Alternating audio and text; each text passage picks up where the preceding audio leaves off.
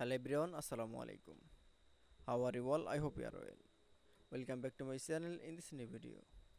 Today's video how to use texture to image in Photopea software. So let's start it.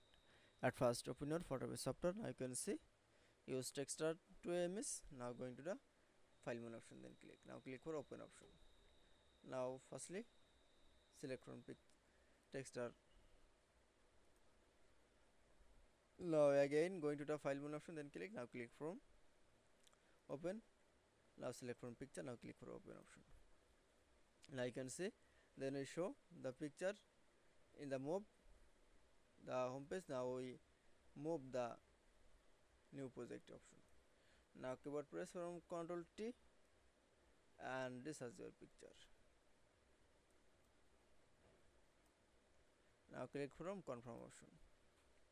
Then again going to the texture background. Now we again move the new project.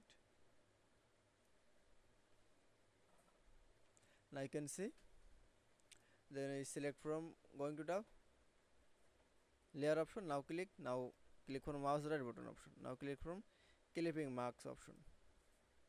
Now you can see add the texture background. Now we going to the capacity option.